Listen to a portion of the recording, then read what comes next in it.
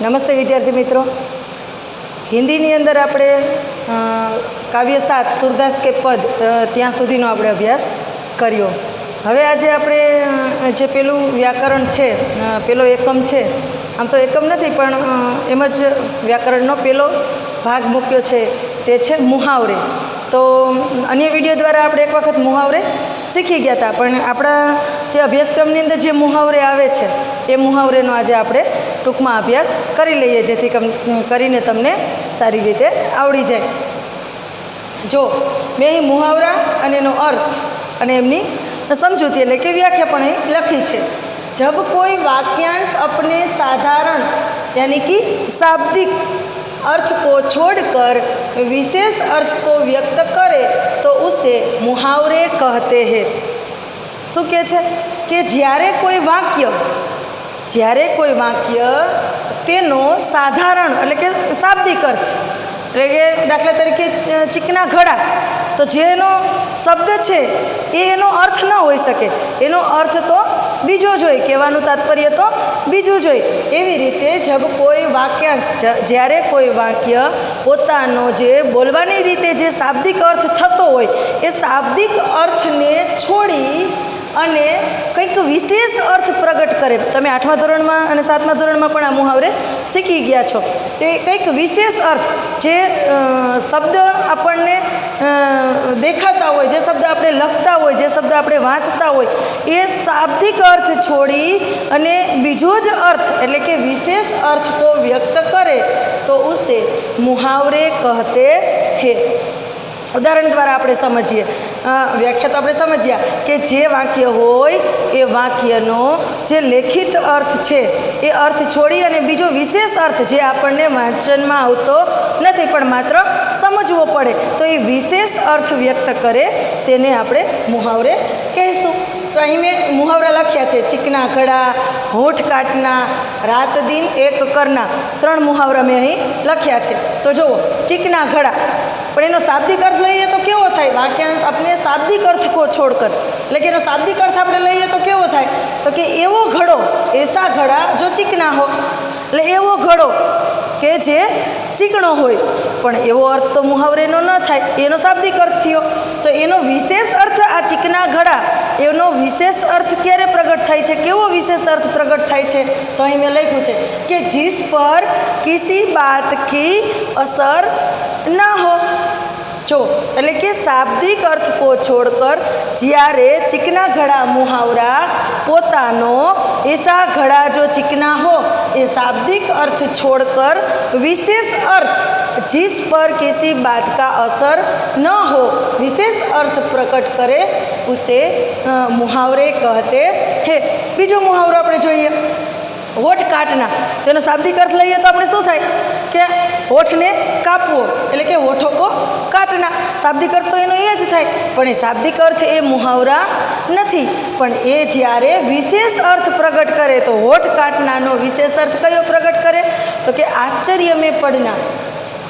તમને કોઈ એવી વાત કરે કે જે તમને ખબર જ ન હોય અને આશ્ચર્ય ઊભું કરે કે લે આ તો ખબર જ નહોતી, એમ આશ્ચર્ય ઊભું કરે। જ્યારે તમે વાક્યનો પ્રયોગ કરો, વાક્યની અંદર મુહાવરાનો પ્રયોગ કરો ને ત્યારે તમને મુહાવરે સારી રીતે સમજાય। તો અહીં એનો શાબ્દિક અર્થ હોઠ કાટના, એનો શાબ્દિક અર્થ હોઠો કો કાટના, પણ ખરેખર તો એનો અર્થ શું થાય?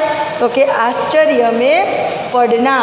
તો વિશેષ અર્થ પ્રગટ કરે તેને આપણે મુહાવરે કહેશું।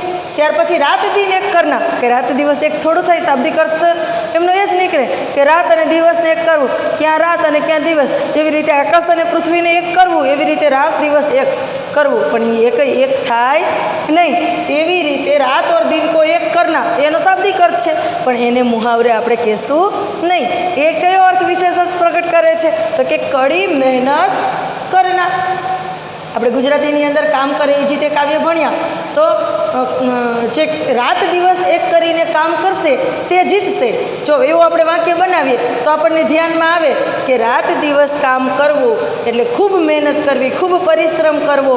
હિન્દીમાં કડી મહેનત કરના એટલે કે જ્યારે કોઈ વાક્यांश अपने साधारण यानी कि शाब्दिक अर्थ को छोड़कर विशेष अर्थ प्रकट करे, विशेष अर्थ व्यक्त करे, उसे मुहावरे कहते હે।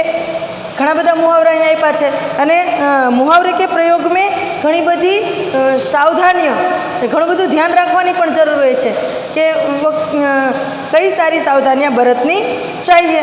તો એમાં પહેલી બાબત એ છે કે પહેલી સાવધાની એ બરતવાની છે કે मुहावरों का प्रयोग अपने असली रूपों में ही करना चाहिए।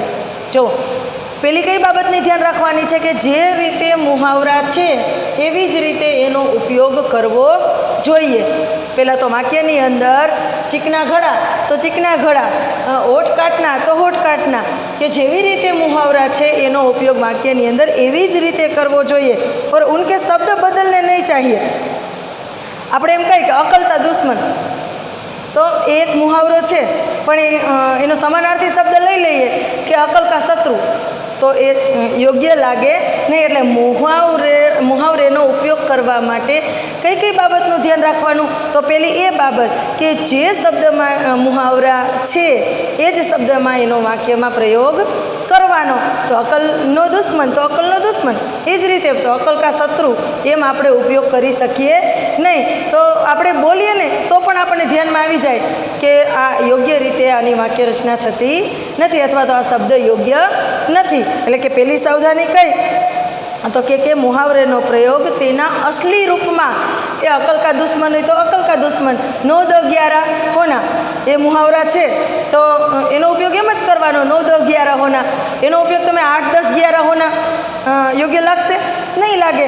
એટલે કે 9 10 11 હોના એની જગ્યાએ તમે 8 3 11 હોના, 8 10 11 હોના, એ યોગ્ય લાગશે નહીં। તો જે રીતે મુહાવરાનું રૂપ છે એ જ રીતે એના અસલી રૂપનો પ્રયોગ વાક્યની અંદર કરવો। આ પહેલું ધ્યાન રાખવાનું। બીજું ધ્યાન, તો મુહાવરે વાક્યો મેં ही शोभते हैं। એટલે મુહાવરા વાક્યની અંદર જ શોભે। એમને એમ કાંઈ એકલા બધે મુહાવરા બોલી જઈએ તો એ યોગ્ય લાગે। ભલે શીખવાની દ્રષ્ટિએ આપણે અલગ રીતે શીખીએ, પણ જ્યારે આપણે પાઠ ભણતા હોય એની અંદર વાક્યની અંદર આ મુહાવરા વણાયેલા હોય છે અને એને આપણે ઓળખવાના અને એ કયો અર્થ ફલિત કરે છે, કયો અર્થ પ્રગટ કરે છે એ અર્થ પણ આપણે સમજવાનો। તો શું કહે છે કે મુહાવરે વાક્ય મેં ही शोभते हैं, કે વાક્યની અંદર જ મુહાવરા સારા લાગે અને અલગ નહીં। यदि कहे कान काटना तो इसका कोई अर्थ व्यंजित नहीं होता। एमने कोई केम किए कि कान काटना तो एनो कोई अर्थ फलित थतो નથી। એમને કોઈ કહી દે કે 9 2 11 હોના તો પણ એનો અર્થ કોઈ ફલિત થાય નહીં, પણ જ્યારે વાક્યમાં હોય તો એનો વિશેષ અર્થ પ્રગટ થાય। એટલે કે મુહાવરા વાક્યની અંદર જ શોભે છે। એટલે વાક્ય આખું બોલી અને જ મુહાવરાનો ઉપયોગ કરવો। તો કાન કાટના તો इसका કોઈ અર્થ વ્યંજિત નથી થતો, પરંતુ એનું જો વાક્ય બનાવીએ તો વહ छोटा बच्चा तो बड़ो का कान काटता है। ઘણી વખત આપણે વાક્યમાં પણ ગુજરાતીની અંદર પણ ઉપયોગ કરતા હોય કે આ નાનો છે પણ મોટાના કાન કાપે છે।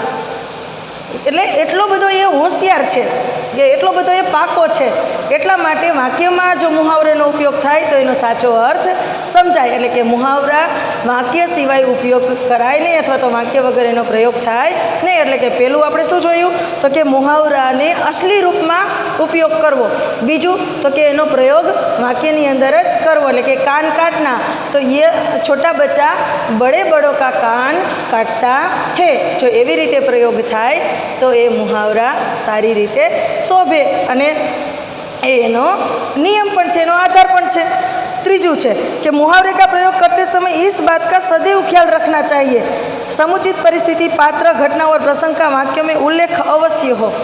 ત્રીજી બાબત કઈ તો કે મુહાવરાનો જ્યારે તમે પ્રયોગ કરો ત્યારે જે ઘટનાનું તમારે વર્ણન કરવાનું છે, જે ઘટના સામેવાળાને સમજાવવાની છે, તે ઘટના, તે બધા પાત્ર, એટલે કે એની મુહાવરેને લગતી જે અર્થ તમારે ફલિત કરવાનો છે એ બધી જ પરિસ્થિતિ, ઘટના, પાત્ર અને પ્રસંગ, આ બધી જ વસ્તુ વાતની અંદર કે વાક્યની અંદર હોય તો જ મુહાવરાનો સાચો અર્થ ફલિત થાય, નહીતર થાય નહીં તો સામેવાળાને સમજાય પણ નહીં।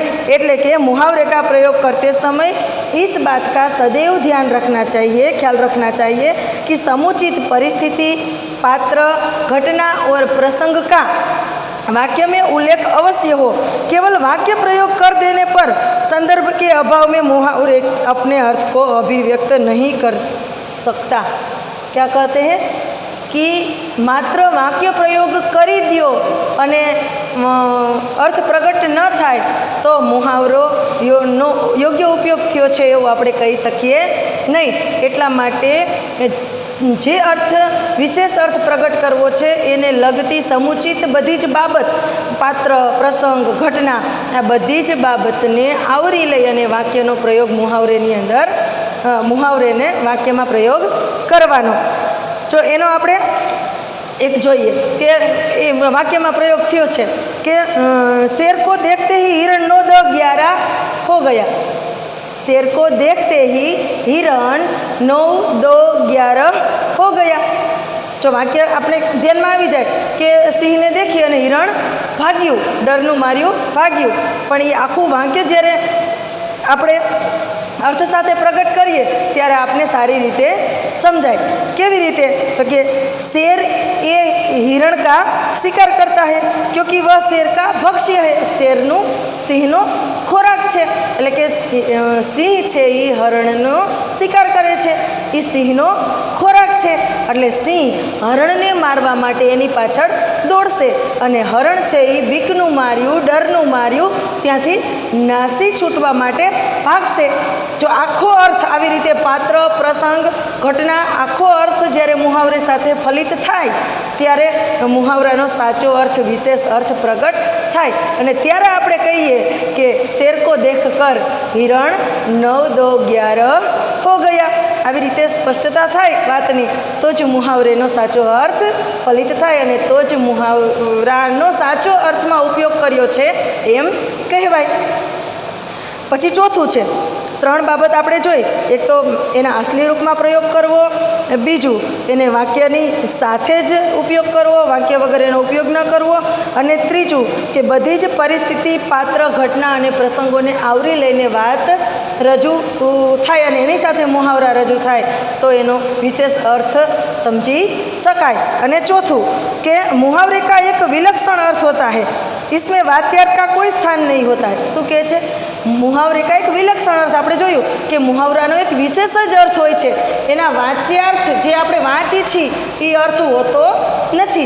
એટલે કે मुहावरे का एक विलक्षण अर्थ होता है, इसमें वाच्यार्थ का कोई स्थान नहीं है। એટલે કે જે વાંચવામાં આવે છે એનું કોઈ સ્થાન નથી, એનાથી બીજો જ કોઈ વિશેષ अर्थ प्रगट થતો હોય। वाच्यार्थ को कोई स्थान नहीं होता है। जैसे आग में घी डालना, હવે એમનામ તમને કોઈ કહી દે કે ઓય આગ में घी डालना તો એમ કાંઈ તમને સમજાય નહીં। એટલે કે એનો મતલબ એવો તમે એવું સમજો કે આગ પ્રગટેલી છે અને એની અંદર ઘી નાખવું એમ કહે છે, પણ વાચ્યાર્થ અર્થ એનો નથી। એનો અર્થ કેવો છે? વિલક્ષણ, વિશેષ અર્થ છે। એટલે જ્યારે વાક્યમાં પ્રયોગ થાય ત્યારે એનો અર્થ એવો થાય કે ક્રોધ કો ભડકાના, કે કોઈ બે વ્યક્તિઓ ઝઘડા કરતા હોય ને ત્રીજો આવીને એને એમ કાંઈ કહે તો ત્રીજો એમ કે કેલા તું આગમાં શું ઘી નાખવા જાસ, એમ કે આગમાં ઘી નાખવા ને, તો એનો મતલબ એવો કે એક વ્યક્તિ બીજા વ્યક્તિના ક્રોધને ભડકાવે તો જે એનો વિલક્ષણ અર્થ છે એ જ અર્થ સાચો। વાચ્યાર્થ અર્થનું કોઈ મહત્ત્વ મુહાવરેની અંદર નથી। એટલે કે आग में घी डालना उनका मतलब है क्रोध को भड़काना। પછી પાંચમું કે मुहावरे के वाक्य प्रयोग अलग अलग रूप से हो सकते हैं। ઘણા મુહાવરા એવા હોય કે જેવું એનું વાક્ય એ પ્રમાણે એનો પ્રયોગ થાય। મુહાવરે એક જ હોય પણ એનો અર્થ જુદો ફલિત થાય વાક્ય પ્રમાણે।